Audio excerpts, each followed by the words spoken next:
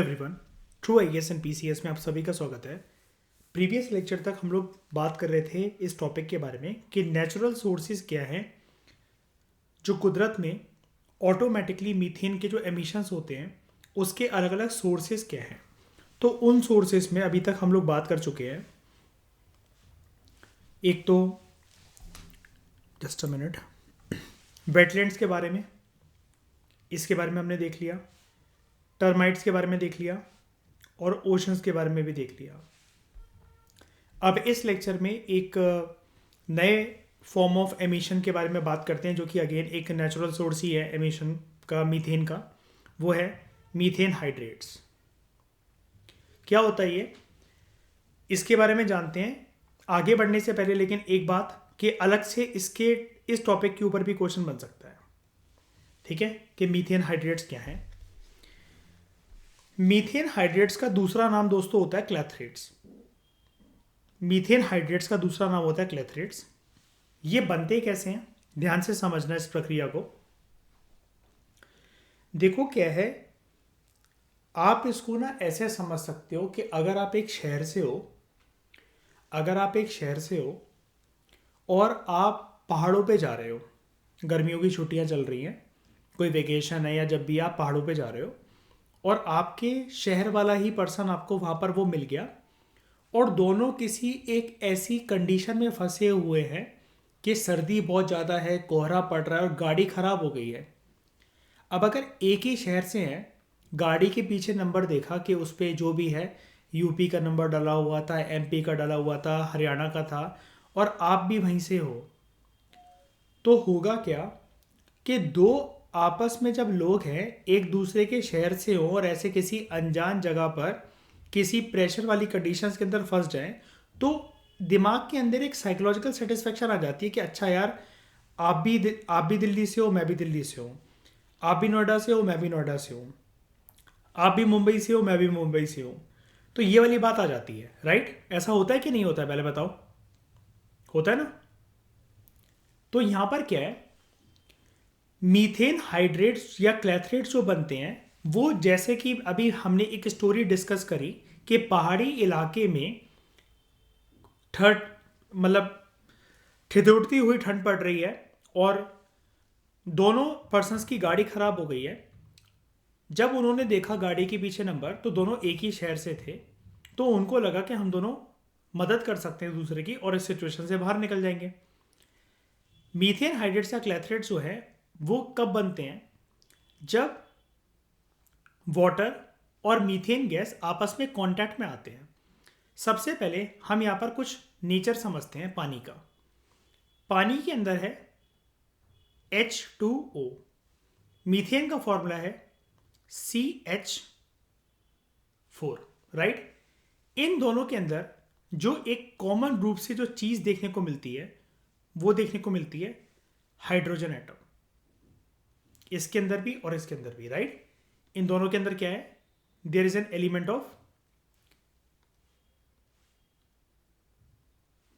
Element of hydrogen which is common for both. अब क्या है, हाइड्रोजन को आप ऐसा समझ लो, ये सेम शहर की गाड़ी का नंबर प्लेट है जो कि उन लोगों ने देखा कि इस गाड़ी के पीछे लिखा हुआ है HR और हमारी गाड़ी के पीछे भी लिखा हुआ है HR। दोनों गाड़ियां यानी कि हरियाणा से हैं, तो हम एक दूसरे की सहायता कर सकते हैं। अब क्या हुआ, ये आपस में कांटेक्ट में कैसे आए, कीवर्ड ये है दे कम इनटू कांटेक्ट। कैसे आए, जैसा कि मैंने आपको बताया, पहाड़ी इलाके पे दोनों फंस गए और किसी एक विपरीत परिस्थिति में फंसे हुए हैं। तो है क्या, जब लो टेम्परेचर्स होते हैं ओशंस में, आप ऐसा समझ जाओ पहाड़ी इलाके में, मैंने आपको बताया ठिठुरती हुई ठंड पड़ रही थी, तो लो टेम्परेचर है, ठंड पड़ रही है बहुत ज़्यादा और दोनों बहुत ज़्यादा विपरीत परिस्थिति में थे, प्रेशर बहुत था दोनों के ऊपर। तो दोनों एक दूसरे की मदद करने के लिए, क्योंकि यहां पर भी हाइड्रोजन है और मीथेन के अंदर भी हाइड्रोजन होता है, यहां पर भी H और यहां पर भी H।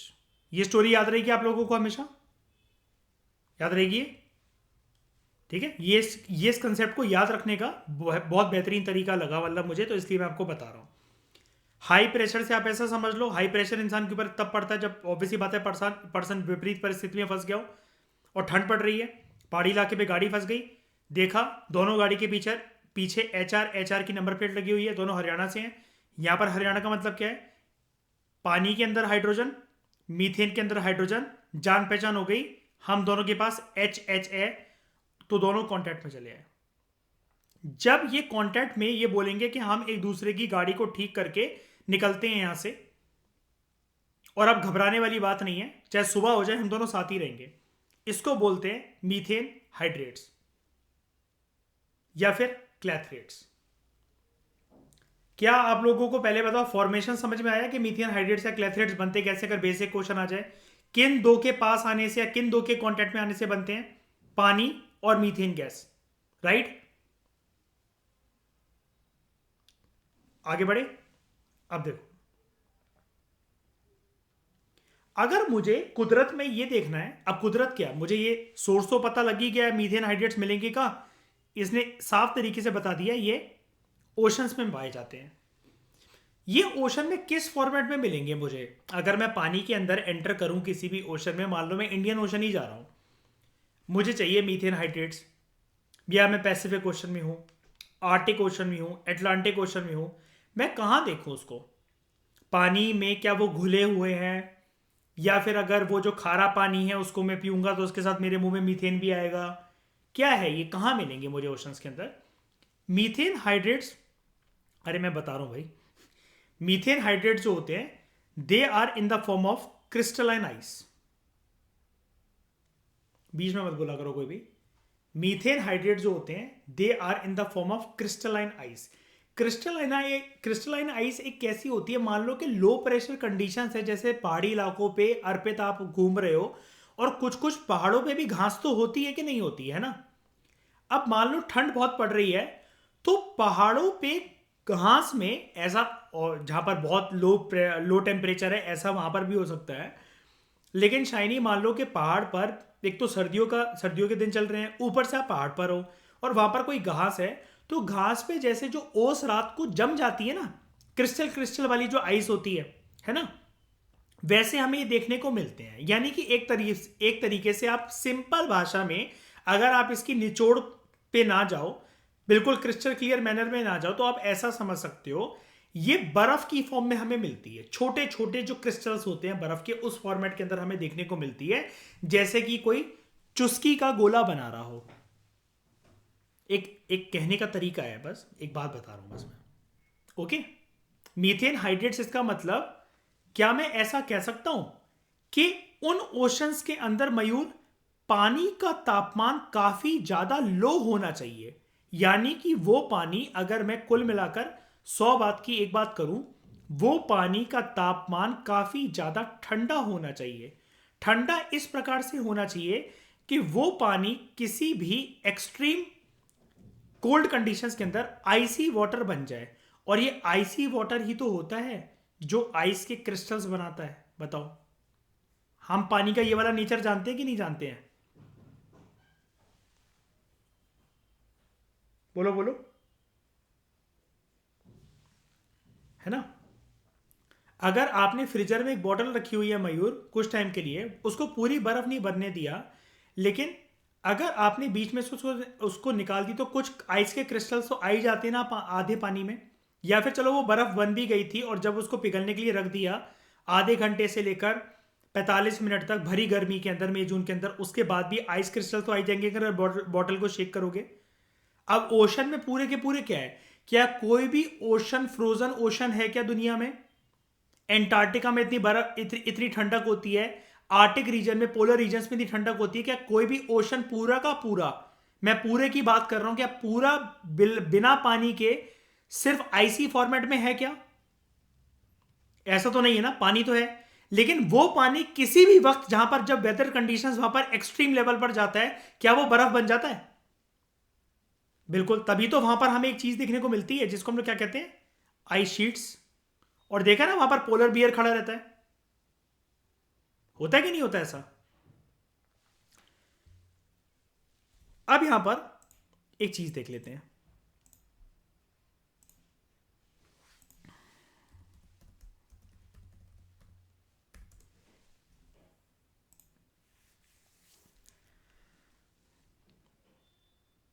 मान लो ये एंटार्क्टिका है, क्या ये पूरा का पूरा वैसे तो पानी है ना, ओशन का पानी है ना वैसे तो, मान लो, है ना, लेकिन ये बहुत ज्यादा ठंडी कंडीशंस की वजह से ये बर्फ बर्फ के टुकड़े आ गए ना, यहां पर देखो दिख रहा है ना, आ गए कि नहीं आ गए।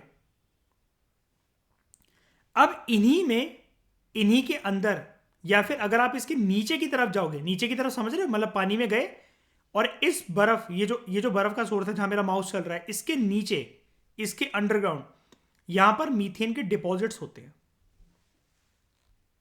जरूरी नहीं है, मैं ये नहीं कह रहा कि हर जगह आपको मिलेंगे, जहां बर्फ मिलेगी वहां मीथेन मिलेगा, नो, लेकिन होते हैं, हो सकते हैं। मतलब क्या मैं ऐसा कह सकता हूं कि जहां पर ये पोलर बियर खड़ा हुआ है, इसके कदमों के नीचे मीथेन के डिपॉजिट्स मिल सकते हैं? क्या मैं ऐसा कह सकता हूं जिस पे ये हाथ रख के खड़ा हुआ है, इस बर्फ के टुकड़े में मीथेन के डिपॉजिट्स हो सकते हैं? होने को हो सकते हैं, कोई गलत बात नहीं है। हमारे पेंगुइन दोस्त कहाँ गए? पेंगुइन है यहां पर कोई?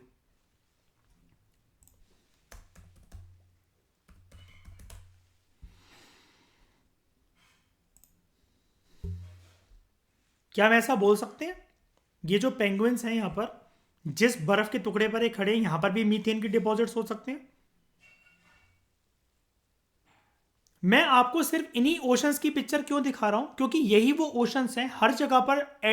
आप मुझे बताओ, इंडियन ओशन एंड जो वो है, इंडियन ओशन है, पैसिफिक ओशन है, ठीक है, और एंटार्क्टिक ओशन जो है, यहां पर क्या बर्फ के टीले जमे रहते हैं हर जगह पर, जितने कि एंटार्क्टिका और आर्टिक में होते हैं, बताओ।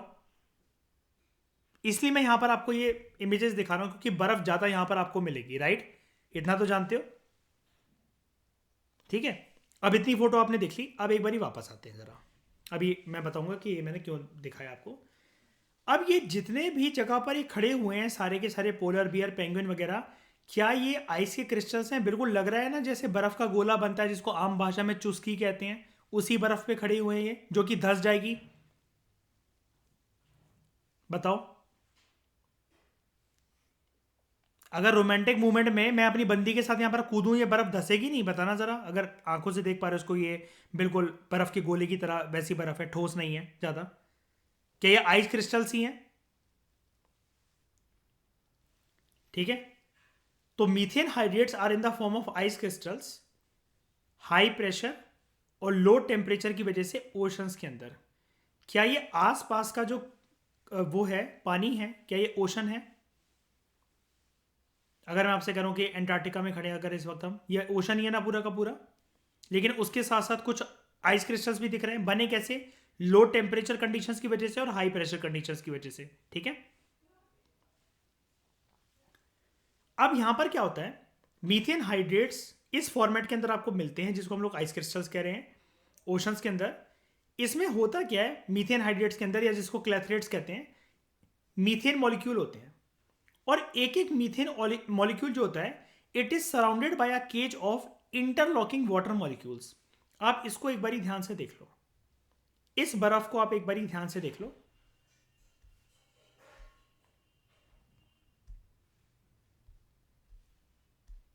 और इस बर्फ को ध्यान से देख लो। Just a minute.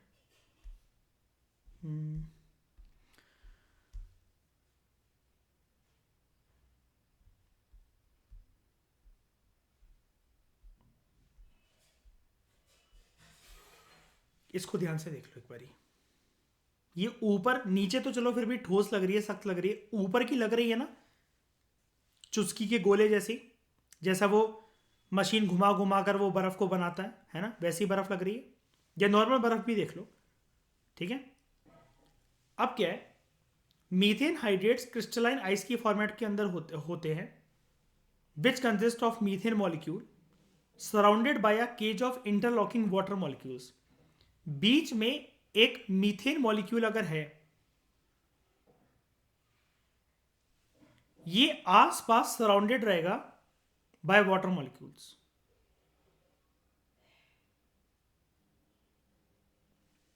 ये जो फॉर्मेट मैंने आपको बनाकर दिखाया है, ऐसे ही देखने को मिलता है आपको मीथेन हाइड्रेट्स। क्या मैं ऐसा कह सकता हूं, नेकेड आई से भले ही विजिबल नहीं है, लेकिन अगर इस जगह पर मीथेन अगर सच में प्रेजेंट होगा तो इन बर्फों में वो कुछ इसी प्रकार से छुपा हुआ है कि बीच में एक मीथेन का मॉलिक्यूल है and it is surrounded by water molecules all around. बोल सकता हूं मैं ऐसा?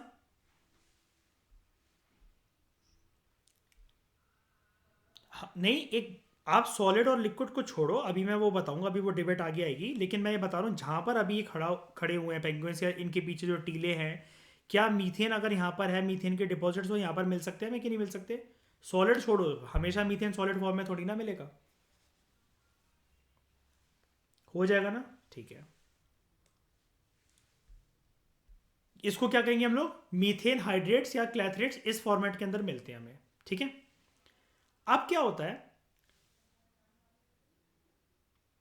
इन बर्फों में जो ये स्टोर है मीथेन, इन बर्फों में जो ये स्टोर है मीथेन, या फिर अगर हम इसके थोड़ा सा नीचे की तरफ जाकर देखिए, मतलब अगर हम नीचे से पानी के अंदर जाकर, ये किसी ना किसी चीज के ऊपर तो तैर रहा है ना, ये आइस शीट या आइस ब्लॉक किसी ना किसी चीज के ऊपर तो तैर रहा है ना, पानी के ऊपर तैर रहा है, ऑब्वियस सी बात है, और बना भी पानी से ही है, तो यानी कि तैर रहा है, जैसा कि हमारे कॉन्टिनेंट्स ओशंस के ऊपर तैर रहे हैं, इसी प्रकार से ये एक बर्फ का टुकड़ा, टीला, एक बर्फ का, आप इसको जमीन कह लो, ये तैर रही है इस पानी के ऊपर। हम नीचे जाकर अगर देखेंगे तो तैरता हुआ ये नजर आएगा ना हमें।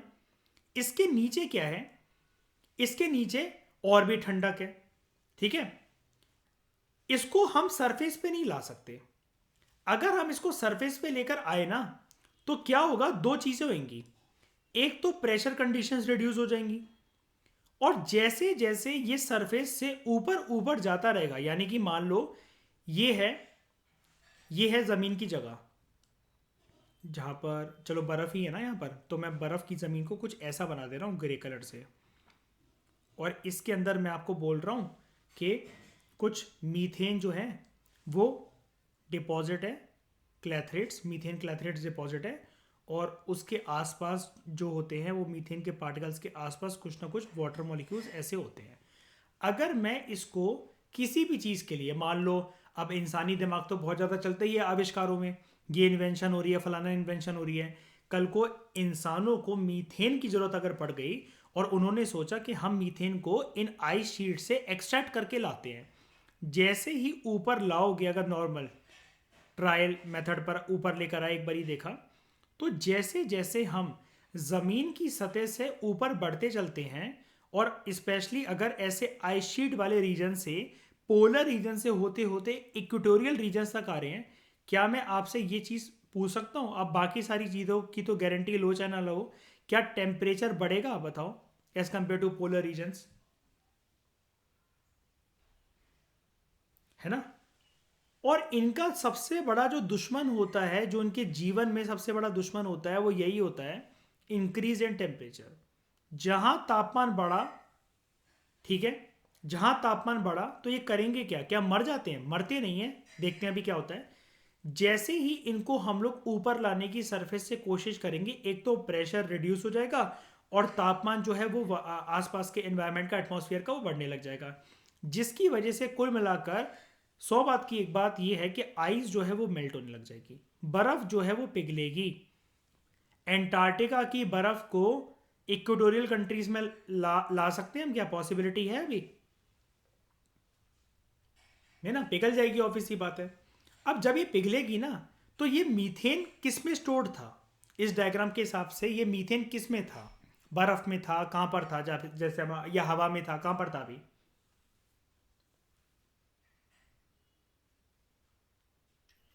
बर्फ में था, आइस शीट में था। ये मीथेन मयूर क्या करेगा, भाग जाएगा, एटमॉस्फेयर में एस्केप हो जाएगा। अब हम सोचें एस्केप हो गया तो कौन सी बड़ी बात है, एस्केप हो गया तो हो गया, कोई बात नहीं।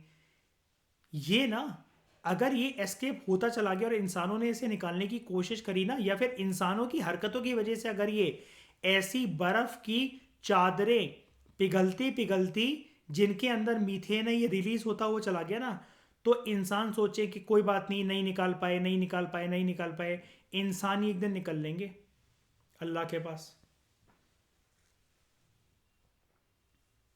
और इस प्रकार की घटनाक्रम हुई भी है थर्ड मास एक्सटेंशन में। मास एक्सटेंशन में क्या होता है कि पृथ्वी आधे से ज़्यादा और उसकी स्पीशीज जो पृथ्वी पर रह रही होती हैं, floral floral species and faunal species, plants and animals, वो लुप्त हो जाते हैं।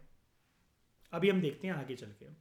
अब क्या होता है, जैसे जैसे दुनिया में अलग अलग प्रकार के प्राकृतिक आपदाएं बढ़ रही हैं और जो अलग अलग प्रकार के घटनाक्रम हो रहे हैं, जैसे ओशन का एसिडिफिकेशन होना, क्लाइमेट क्लाइमेट का चेंज होना, या किसी भी प्रकार से इंसानों की हरकतों की वजह से, एंथ्रोपोजेनिक का मतलब होता है जब भी एंथ्रोपोजेनिक कॉजेज आए ना, तो आप कभी भी ना आपने एग्जाम में अब ये बच्चों वाला शब्द लिखना छोड़ दो। लोग क्या करते हैं, लिखते हैं ह्यूमन इंड्यूस्ड फैक्टर्स, इंसानों की वजह से, या फिर human based causes of something.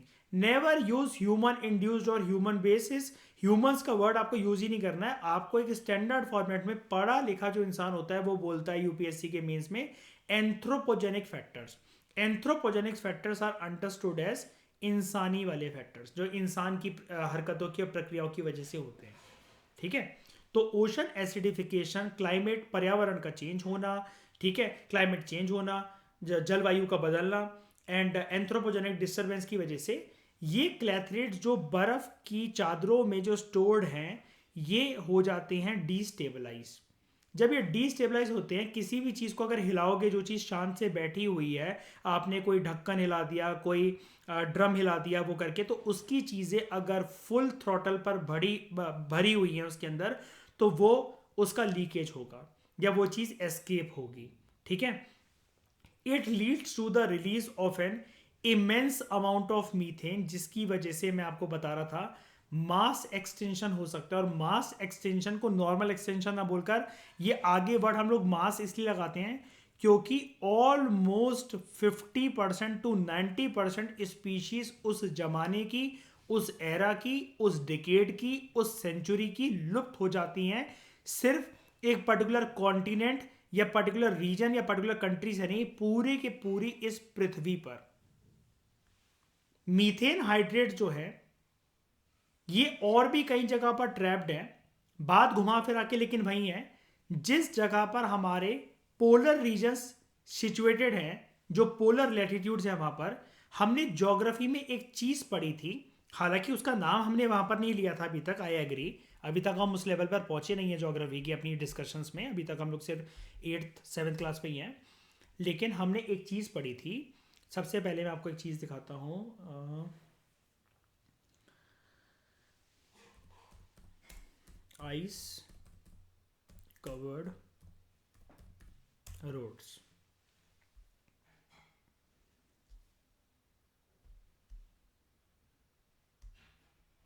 पहले इस फोटो को एक बारी, बस एक बारी सुनो इसको ध्यान से।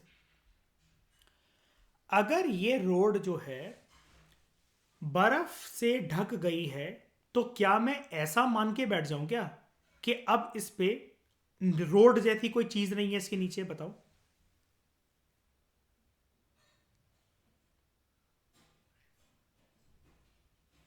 मान के बैठ जाऊं क्या?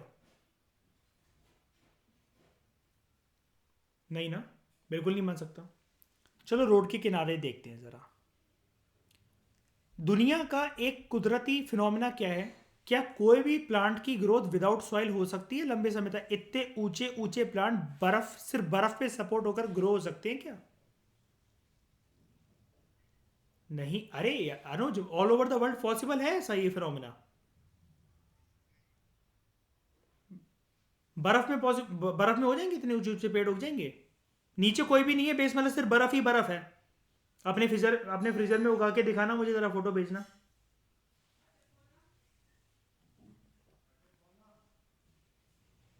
अरे मतलब नेचुरल 80%, मोर देन 50% केसेस में ऐसा अवेलेबल है पृथ्वी पे फिनोमिना? नहीं ना।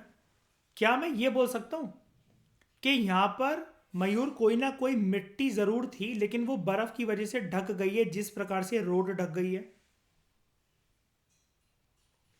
इस रोड के बगल में ये जो चीज मुझे शाइनी दिख रही है ना, ये इसी को कहते हैं शाइनी परमाफ्रॉस्ट।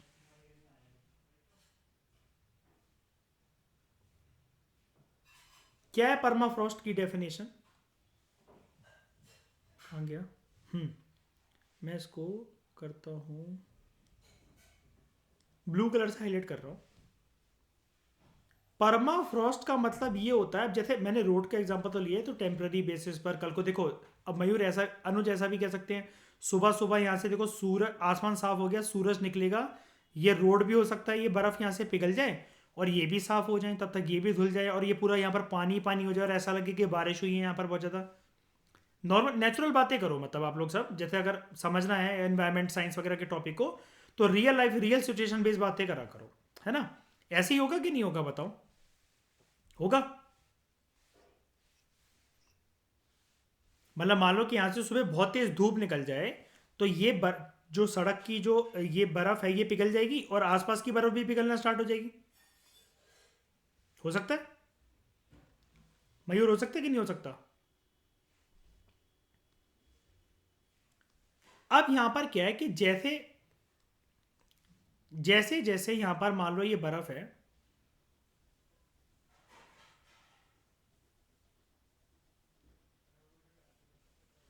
और ये पिघलना जैसे जैसे स्टार्ट होगी, क्या मैं ऐसा बोल सकता हूं कि जब ये पूरी की पूरी ढकी हुई थी और ये पिघलना जब ये स्टार्ट होगी, तो इसके नीचे से मुझे एक लैंड का सरफेस नजर आएगा जिसपे मुझे कुछ कुछ सॉइल वगैरह भी नजर आएगी, और फिर ये जो बर्फ बर्फ जो है पिघली हुई, फिर ये नीचे की तरफ, मतलब ये आसपास पहुंच जाएगी। मतलब अंदर जो चीज ढकी हुई थी, ये एक्चुअली ऐसा था शाइनी, जो ए था वो एक्चुअली सिचुएशन बी थी, लेकिन यहां पर जो ए का जो रूप था वो मुझे इसलिए दिख रहा था because there was so much of chilling environment around this, cold conditions की वजह से, लो टेम्परेचर की वजह से। बताओ ईशा, कह सकता हूं मैं ऐसा? है ना?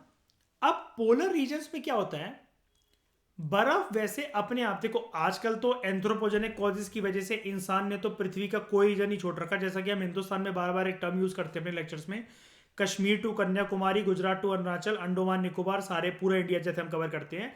अब इसी प्रकार से आप इमेजिन कर लो पूरा नॉर्थ ईस्ट वेस्ट साउथ पूरे ग्लोब का, इंसान ने अपनी प्रक्रिया की वजह से पूरी की पूरी बैंड बजा रखी है। जैसा कि मैंने अभी एक दो लेक्चर पहले इसी में आपको कहा था, आगरा की रिफाइनरी से उड़ने वाला पॉल्यूशन या पॉल्यूटेंट वो ये तो नहीं जानता ना मयूर कि मुझे असम तक नहीं जाना या फिर इंडिया के बियॉन्ड नहीं जाना, वो तो पूरी पृथ्वी पे आतंक मचा सकता है ना वो पॉल्यूटेंट, है कि नहीं? तो मीथेन हाइड्रेट जो है वो परमाफ्रॉस्ट के अंदर ट्रैप्ड है। परमाफ्रॉस्ट क्या है? These are permanently frozen soil जो कि पोलर लैटिट्यूड में फाउंड होती है।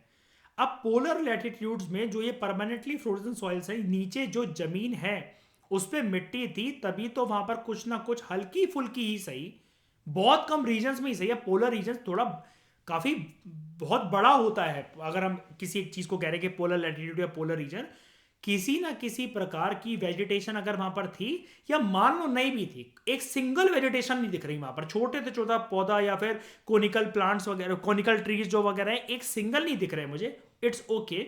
वो इस वजह से क्योंकि जमीन पे जो मिट्टी थी, जो सॉइल जिस वेजिटेशन को सपोर्ट कर सकती थी, उसको पूरी तरीके से घेर लिया गया है बर्फ के द्वारा, बर्फ की चादर ने उसको पूरी तरीके से ढक लिया है। कभी कभार इस प्रकार के परमाफ्रॉस्ट में भी मीथेन ट्रैप होता है। हालांकि मैं परमाफ्रॉस्ट आपको प्रॉपर दिखाता हूं, ये तो एक रोड का एक किनारा लेकर मैंने आपको समझाया है, होने को मीथेन कहीं पर भी ट्रैप्ड हो सकता है, ये तो कोई नहीं बता सकता कि यहां पर मीथेन ट्रैप्ड है कि नहीं, इस चीज़ की गारंटी कोई नहीं ले सकता, ठीक है? क्योंकि जब अभी हम पढ़ेंगे हमारे घर के कूड़े में जो अभी गीला कूड़ा और सूखा कूड़ा, आपने सुना होगा क्या कहते हैं मयूर और अर्पित, कि शहरों में एक बात चलती है कि जो कूड़े वाली गाड़ी है, इतनी मेहनत कर लो कि गीला कूड़ा जो है अलग कंपार्टमेंट में डाल दो और सूखा कूड़ा अलग में डाल दो। उसका भी हम रीज़न जानेंगे आज क्यों ऐसा एमसीडी बोलता है, ठीक है, या फिर आपके शहर का म्यूनसिपल कॉरपोरेशन बोलता है। जानते हैं, लेकिन पहले मैं आपको एक बारी परमाफ्रॉस्ट दिखा देता हूँ। कुछ नहीं है, बर्फ़ ही है, सेम चीज़ है। अब देखो आ गया ना, देखो मैंने परमाफ्रॉस्ट लिखा, ऊपर परमाफ्रॉस्ट रोड्स लिख कर आ गया, ठीक है। अब ये है परमाफ्रॉस्ट, वो तो कहीं पर भी जमा हो सकता है प्रॉपर, लेकिन अगर आपको देखना कि भाई कोई चीज़ जो सॉइल है वो ढककर रह गई, ठीक है, तो वो कैसे रह गई ढककर बर्फ़ के ऊपर, ऐसे करके। इधर बहुत ज़्यादा मीथेन हाइड्रेट्स होते हैं, क्लैथरेट्स, ऐसे। स्पेशली यहाँ पर होने को वो कहीं पर भी हो सकते हैं, लेकिन आप इसके बैकग्राउंड में भी देखो, इसको छोड़ दो ज़रा, थोड़ा नज़रिया अपना वाइड करो, पीछे देखो ज़रा इसके। मिट्टी मिट्टी के टीले हैं, मिट्टी मिट्टी के पहाड़ हैं, मतलब लग रहा है ऐसा, मतलब है वो कुल मिलाकर सॉइल ही, लेकिन बर्फ़ की देखो चादर भी है बीच बीच में, बर्फ़ ने ढक भी रखा है। ऐसी जगह पर हमें मिल सकते हैं मीथेन हाइड्रेट्स। और देख लो, सॉइल तो किसी भी प्रकार की हो सकती है, ऐसा।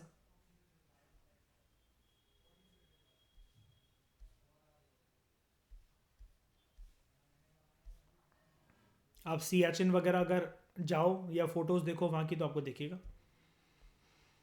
ये देखो, बर्फ़ ने ऐसे सैंडविच वाली लेयर बना रखी है सॉइल के साथ साथ।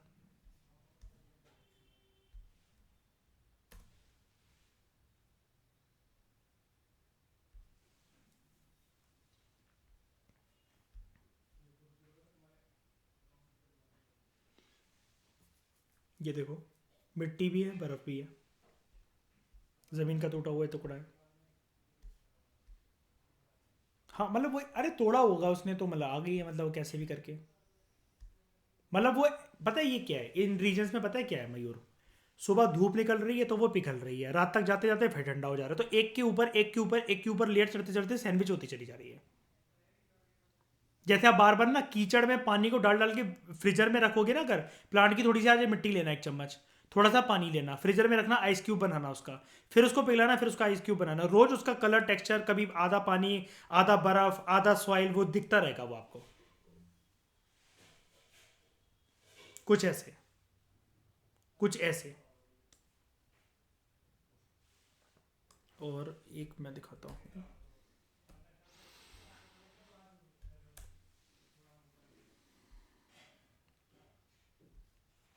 इसकी वजह से क्रैक डेवलप हो जाते हैं कभी कभार।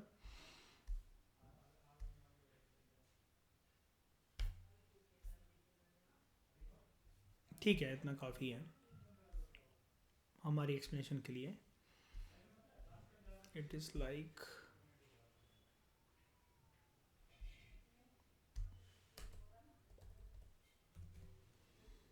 पोलर रीजन का दिखा देता हूँ एक बारी, आपका क्लियर हो जाएगा।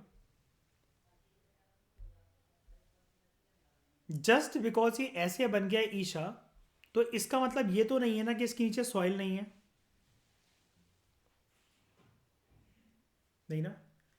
अब देखो मैं दिखाना क्या चाह रहा था इतनी सारी फोटो से, अब जो मैं एक एक शब्द बोलूं ध्यान से सुनना उसको। यार देखो क्या है कि अगर यहाँ पर इस परमाफ्रॉस्ट रीजन की वजह से अच्छा खासा, मतलब मयूर यहाँ पर एक मिट्टी के टीले थे, या कुल मिलाकर सॉइल थी इसके नीचे, उस पे बर्फ की चादर आई।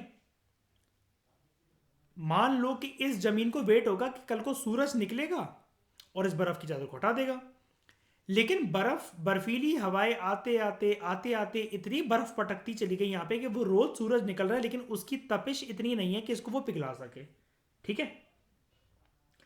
अब क्या हुआ, जस्ट इमेजिन कि छोटे छोटे कुछ इंसेक्ट्स होंगे यहाँ पर, पोलर बियर होंगे, पेंगुइन होंगे, रेंडियर्स होंगे जो कि हिरण की एक प्रकार होते हैं, आर्टिक आउल होगा, कुछ भी ऐसी जो स्पीशीज यहां पर पाई जाती हैं उनकी डेथ हो रही होगी, वो मर रहे हैं।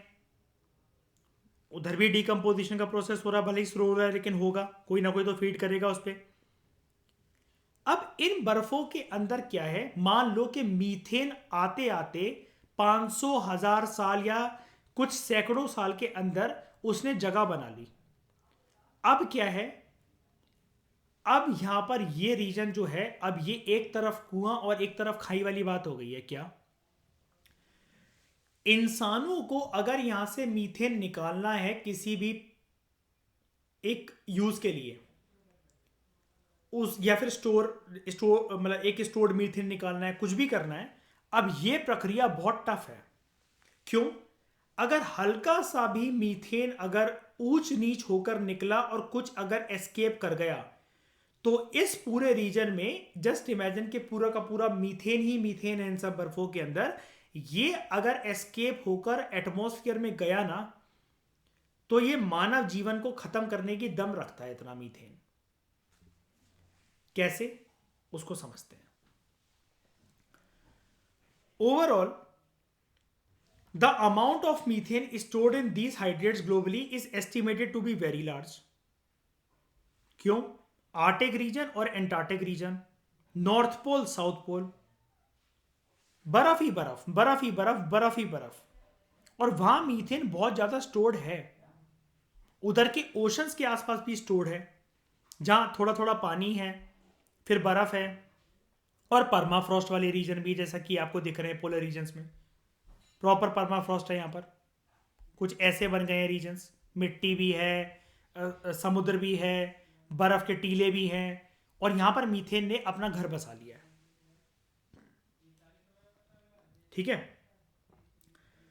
अब ये बहुत मतलब पृथ्वी पर अगर हम लोग इसको देखने जाएं, तो ये मीथेन हाइड्रेट्स बहुत इनफ क्वांटिटी के अंदर हमें देखने को मिलते हैं, क्लैथरेट्स, और जो कि एक पोटेंशियल को फिर ये पैदा कर देते, चलो भाई इंसान डर गया, इंसान इसको नहीं छुएगा। यहां जाकर एक पिक्चर निकाल लेते हैं कोई भी, इसको निकाल लेते हैं या इसको ले लेते हैं। ठीक है, इंसान इन रीजन्स को जाकर नहीं छुएगा, मान लिया इंसान इनको नहीं छुएगा, लेकिन दिल्ली में बैठा बैठा, अमेरिका में बैठा बैठा, आगरा में, या किसी भी जगह पर जहां पर इंडस्ट्रियल एक्टिविटीज हो रही हैं, इंसान की हरकतों की वजह से, एंथ्रोपोजेनिक डिस्टरबेंस की वजह से एक पोटेंशियल जाग पड़ती है कि जिन जिन जगह पर मीथेन स्टोर हो गया ना, उसकी लार्ज क्वांटिटीज अगर अवेलेबल है, तो उतनी ही लार्ज क्वांटिटीज पूरी की पूरी रिलीज भी हो सकती है। क्यों? सिर्फ एक फैक्टर इसके अड़ंगे में आता है, और वो है जो कि पूरी बात को डिफाइन कर देता है, पूरे कंसेप्ट को क्लियर कर देता है, वो है क्लाइमेट चेंज। क्यों?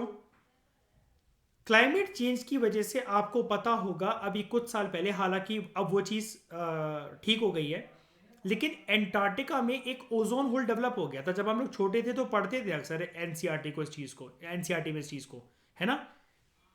अब यानी कि गर्मी बढ़ रही है पृथ्वी पर, हीट ट्रैप हो रही है।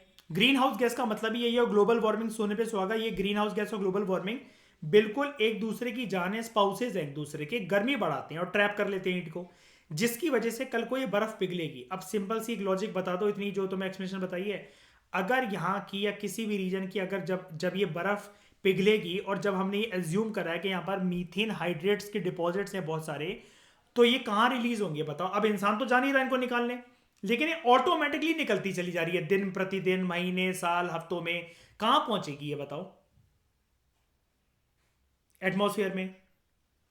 और क्या आगरा की रिफाइनरी से निकलने वाला जो पॉल्यूटेंट था, ऑक्साइड्स ऑफ नाइट्रोजन जो थे, क्या वो सीमा जानते थे कि हमें यूपी में ही घूमना है, आगरा में ही घूमना है, दिल्ली तक ही जाना है, इंडिया तक ही जाना है, इंडिया को क्रॉस नहीं करना? क्या पॉल्यूटेंट कभी ऐसी कोई मर्यादा जानते हैं? तो ये मीथेन कोई ऐसी मर्यादा जानेगा क्या?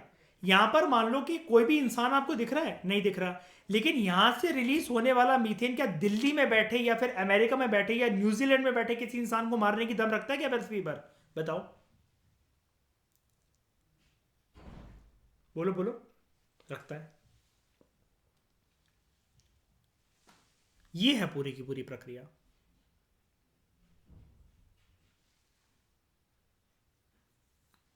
और इसकी वजह से एक बारी मास एक्सटेंशन हो भी चुकी है।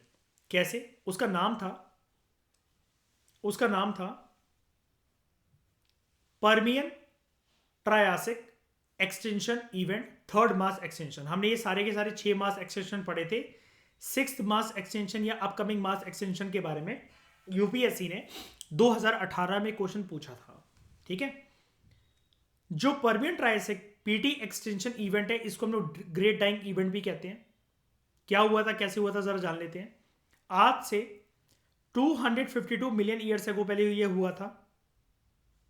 ये अर्थ का सबसे ज्यादा अभी तक का सीवियर एक्सटेंशन इवेंट माना जाता है, जिसने just see the figures just see the figures, 96% सभी मरीन स्पीशीज और 70% टेरेस्ट्रियल वर्टिब्रेट्स, यानी कि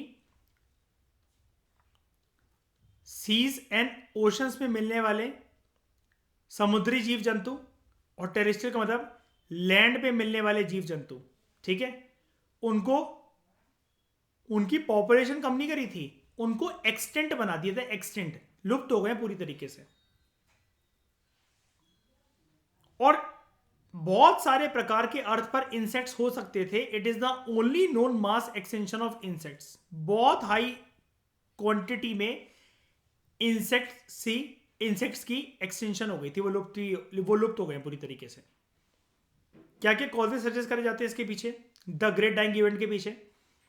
लार्ज मीटियोर इम्पैक्ट इवेंट्स, अर्थ पर जो गिर रहे थे उस टाइम पर, बहुत ज्यादा वॉल्केनो का फटना, स्पेशली जिसके ट्रेसेस हमें साइबेरिया में साइबेरियन ट्रैप्स के फॉर्म में देखने को मिलते हैं, जैसा कि इंडिया में क्या है,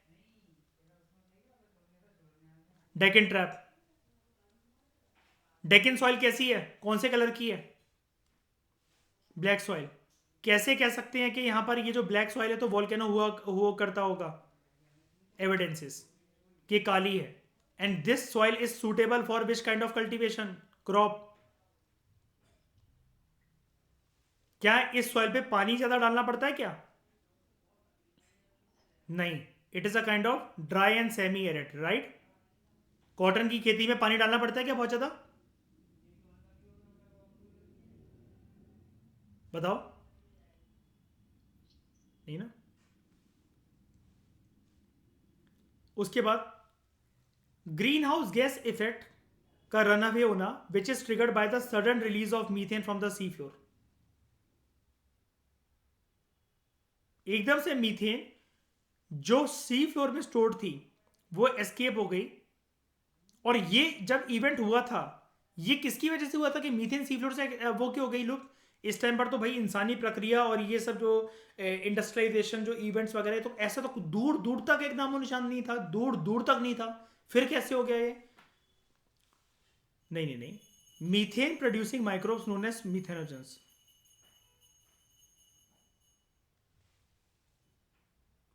और जो ऊपर, जब अब एक बात बता दो, जब ये थर्ड मास एक्सटेंशन का अभी हमें प्रूव मिल गया है, तो ये जो प्रीवियस लेक्चर में हमसे कह रहा था, the source of methane from ocean is not entirely clear, अब ये क्लियर है क्या? ओशन कर सकते हैं क्या मीथेन को रिलीज? और क्या यहां पर मिथेनोजेंस का जो फैक्टर है वो लाया जा सकता है क्या? ये बिल्कुल लाया जा सकता है। इस चीज का प्रूफ क्या है? ग्रेट डाइंग इवेंट से भी बड़ा कोई प्रूफ चाहिए क्या?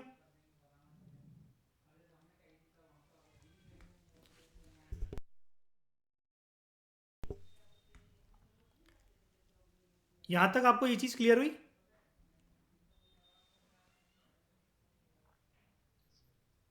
पक्का?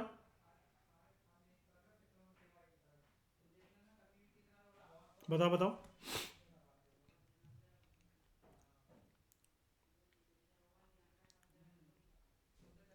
तो इस डिस्कशन में 200 फिलहाल लेते हैं। Thank you very much for discussion.